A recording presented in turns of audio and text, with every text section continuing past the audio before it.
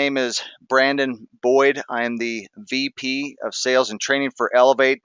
Excited to actually have you guys on tonight, as I am each night that we're on here. What I want to actually discuss tonight is what's called the perfect three-way call. And the reason why that I like this subject so much is because it's so critical. It's something that a lot of successful people have done for years, but maybe they haven't been very successful in doing it. And when I say three-way call, this can also be a text message. It could be a group message, such as a Facebook. With a lot of the ways that people communicate today, this is extremely effective. And I only share the things that I've actually done myself, been very successful with, and that works time and time again. And so I want to give you some examples as to when you're actually talking to somebody about Elevate, how you can actually set them up with the individual that you're working with in order to bring them on with the company. If they want to be maybe a customer, if they want to be, an affiliate in the field, whatever. This will tailor to both, and it will lead right perfectly into next week's training on Thursday, which is going to be called the Perfect Invite to Elevate. And so you won't want to miss that, because, again, this is based upon personal experience and trial and error in being successful with it. So the the first part of this, on this third party calling and edification, if you look in blue, it has you at the top. And then to the right, as you go down, your prospects in green. And again, it could be a family member, it could be a friend, it could be a cold contact from the grocery store. But there you've got trust or friendship. When you move over to the expert, which is usually someone who is on your team, maybe it's your enroller, maybe it's a leader that is on your team, that you're on their team and they're the main leader. Let's say that there's Joby Weeks, or there's Calais, or there's Steve Little, or Jim Denzine. There's so many good leaders out there. They become the expert. And so there's that respect with edification that is so important, because when you're talking to somebody, you want to make sure that you're not talking all about yourself or all about how great the prospect is. You want to make sure that you are edifying the right person, that that person is successful, that they're knowledgeable, that they're helpful, that they've been very, very good in this business. And so you're making sure that you are edifying the right person. That's what I want to cover tonight, because the first thing is that not every prospect that you talk to needs or deserves a three-way call. And that's very, very important, because I mean, even for me, like, sometimes I will get people who will call me or text me and say, "Hey, Brandon, I've got a guy who is skeptical and has 48 questions about Elevate. Would you be willing to do a three-way call with me?" As much as I would love to, I don't think that that's the best situation. I don't feel that maybe that person is qualified to be on a three-way call. If they're already all skeptical and they just want to ask 48 questions, we should maybe dig a little bit further to see how sincere that they are about the company, maybe that they've been successful again. So the higher quality the prospect, the more likely that you should use a three-way call. And that's the key: quality over quantity. See, guys, we want to make sure that we are bringing eagles, not pigeons. We don't want to be dealing with the crows. See, the interesting thing about eagles is that, you got these crows up there who are squawking, and what an eagle does is there's a certain elevation that a crow cannot get to without losing oxygen, and they would actually die. And so what the eagle does, it actually puts its wings out and elevates higher, and where the crow cannot be. And we have to do the same. So what you want to do is you want to qualify them, because they must earn the right to a three-way call. Again, this could be a call, it could be a text, it could be a group message. Okay? So now, what about if they're cynical, skeptical, or negative?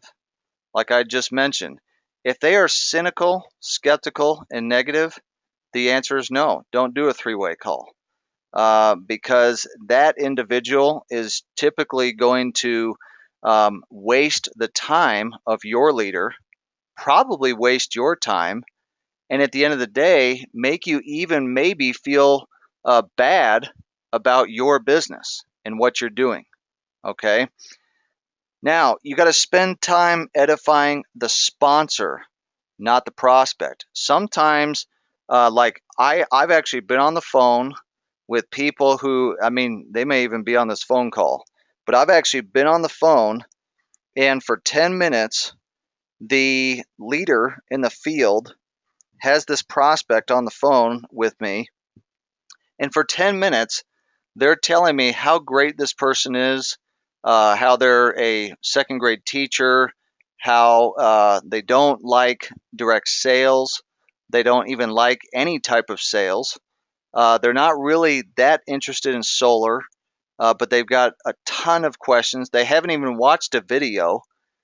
And so I'm thinking, and then that person says, hey, Brandon, yeah, I don't know anything about Elevate, but can you go ahead and tell me everything about the company, how people get paid? Can you tell me how solar works, how the utility companies work? Can you tell me how I'm able to actually harness the power of the sun and be able to actually get a lower electricity bill? And who's the management team and all these kind of things? And I'm thinking to myself, oh my goodness, this could end up being a long phone call. You want to make sure that you're edifying the sponsor, the person that you are getting on the phone, not the prospect. Okay. Now it's okay to say something great about the prospect, but you don't want to be spending all your time there. So this is what you might want to say, and this is what I've said. What I've said is, hey, I'm going to try my best to get my mentor, my business partner, on the phone. He's very successful. He's very busy. What this does, guys, is it creates powerful positioning for you, because you don't want to make it seem like, oh yeah, he's available all hours of the day. No, this person is successful. They're very busy. They're probably between meetings and those kind of things. Let me see if I can even get a hold of them. Okay. Now, so this is what I would say, something to this effect. Say, oh my goodness, I got a hold of, let's say, John Smith. I got a hold of John. Thank the heavens, he or she is in between meetings. So let's hurry and get your questions answered. See, you want to make it seem like that you are kind of on the go, rather than, yeah, you know what? Why don't we just shoot the breeze? Let's sit down here with Aunt Betty and let's talk for the next 3 hours. Like I actually had a guy 3 days ago. He said, Brandon, do you mind if I come to your office for a couple of hours and pick your brain? First of all, I don't really want anybody picking my brain, and I don't want to sit there for 3 hours. And so we want to make sure, again, that's why qualifying is so important. You guys remember I talked about before about becoming the movie trailer, not the movie, become the messenger, not the message. Make sure that you become a professional inviter, but you become a professional qualifier. It's just like if I'm going to go to a customer, I'm not going to answer 50 questions if I find out that they're renting their home. They don't even they wouldn't even be able to get solar panels, or they told me that, you know what, I've got a credit score of 500. Well, maybe they're interested in actually making money with Elevate, but I'm not going to talk to them all about solar panels if they can't even get them. Okay, so again, qualifying, becoming a professional at that is going to save you a lot of time, and then you have the potential to make a lot more money. Okay, now, once you've introduced your prospect to your leader and your leader to your prospect, this is key, guys. Allow the leader to take over and keep your yapper shut. That's the nicest way I can say it. Okay, my mentor told me, shut up. All right, but I'm saying keep your yapper shut. And here's a reason why. Because, guys, sometimes I'm doing a three-way call with someone in the field, and I'm explaining something about how you get paid or how long Elevate's been in business and these kind of things. And the leader will interject and they'll say, let me tell you how awesome Elevate is. And let me tell you the type of solar panels. that we use. And oh my goodness, the warranty, and if a golf ball hits the panel. And oh boy, you should see when I went to the home office and this and Wright Thurston and oh man, I'm so excited when they get you paid. I mean, we've got this Elevate commission card coming, and I'm thinking, okay, this is actually starting to go south. What you want to do is once you have set up your leader, you need to actually zip your lips. Okay, the leader then usually gives the background and why they are part of the company. This is very, very important because people want to know why you're doing it, and then they're going to ask themselves, can I do it? Can I do it? Okay, so this is why they're with it, and then they're going to ask themselves, can I do this? Can I devote the time? Can I really make it happen? Okay. Now, what are some of the questions that I should ask as a leader to lead them to join or to enroll or to be a customer? Okay. What are some of the questions that I could ask? Well, what did you like? Not think. I don't say, what did you think about the video? Well, I think I didn't like it. No, what did you like about what you saw? It's kind of like you're wanting to get yeses out of people. What was it that you like about what you saw? Well, I liked with the solar industry. I like to see how the customers are able to get installed quickly. I like to see how there was the customer referral program. All right. So about the video or the presentation. So this is a good question. What did you like about the video that you saw? Okay. Number two, another good question. Do you consider yourself a hard worker and self-motivated? Guys, again, we are working with eagles. We are working with champions, not chumps. Okay, we want champions, people who are hungry, okay, to be a part of our team. Do you consider yourself a hard worker and self-motivated? If I showed you a way where you could have a lot of success with this, would you listen? That's another good question. So if I could show you a way where you could have a lot of success with this, would you listen? A lot of people say absolutely. Okay. Another question, on a scale of 0 to 10, 0 being not interested and 10 being ready to get started, which number are you? And I actually ask these questions. Okay. It doesn't mean I ask all of them, but I do ask these questions and I have them memorized. And they'll say, well, I'm a 6. Why would you say you're a 6? Well, because I'm not sure how this works, and I don't know, like, do I have to go knock doors? I don't want to do that. I'm so busy with work. I've got kids. I coach, little Jimmy's baseball team. That's where you can kind of find out really where they're at. Okay. Number 5, do you feel that you have enough information in order to make a decision so that you can start making money? See, a lot of times, guys, we don't make decisions in life because we don't feel that we have enough information yet to make a decision. Or maybe we're afraid. We have fear, false evidence appearing real. Okay, we have a little bit of fear. Do you feel you have enough information? Is there something else that they need to see? Is there someone else that they need to talk to? Well, the 3-way call should help. Okay. Do you have any other questions, or are you ready to get started? This is a great one. Do you have any other questions, or are you ready to get started? That's a great one. I love asking it at the end because you must lead people. See, a lot of people, they're not just going to raise their hand and say, here's my credit card, sign me up. See, sometimes the leader will talk to a prospect, and they will talk and talk and talk, hoping that the prospect will say, okay, I'll take it. And then we talk them out of the deal. Remember, guys, we're not doing sales. We just qualify people and get the utility bill, okay? So you don't have to use all these sales techniques. You don't have to close the deal. But what we have to do is we still have to lead people. See, leaders lead. See, managers tell people, go. Leaders tell people, let's go. We have to lead people to success. These questions are going to help lead them through that process, okay? Now, as the leader, you edify the person they will enroll with, as well as the power and strength of your team. See, teamwork makes the dream work.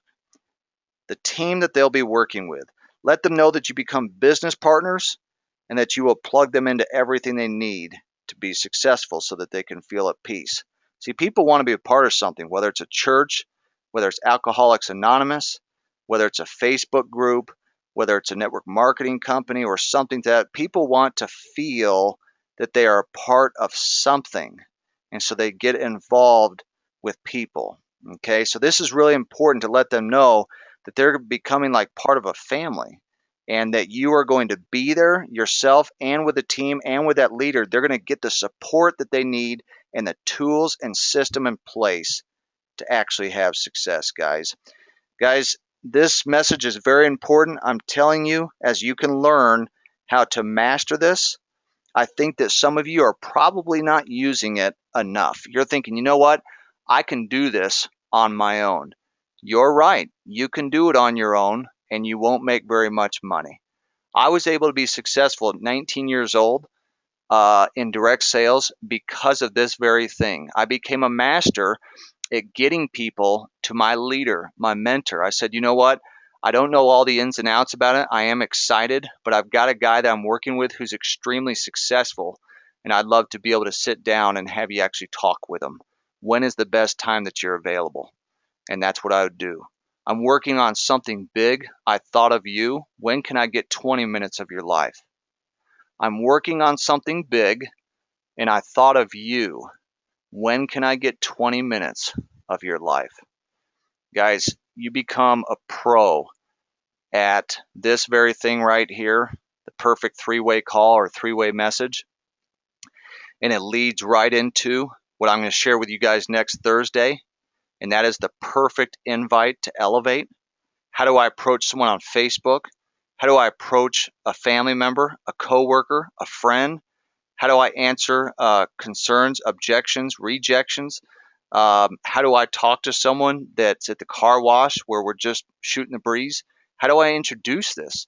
If I were to share it just as a customer, what would I say? If I were trying to approach someone for the business side of things, what would I say? How would I approach them? And, these things are so very important because this is really kind of the gateway to being able to be successful in this industry is to learn those approaches. And as you master those things and you overcome those fears, you'll be a lot more successful. He who talks to the most people eventually wins. And I say eventually because success takes time. Greatness takes time. Michael Jordan lost 7 years in a row in the playoffs, and besides his retirement, won 6 titles in a row. Missed 9,000 shots in his career, yet considered one of the greatest basketball players ever. Tony Gwynn struck out almost 75% of the time he stepped up to the plate, yet had, to my knowledge, the greatest batting average of all time. So, guys, you are great. And if you don't feel that way, the potential for greatness, it's within you. You're part of a great company, a growing company. And I'm grateful to say that you guys are a part of this team and that we're doing this together as a team. So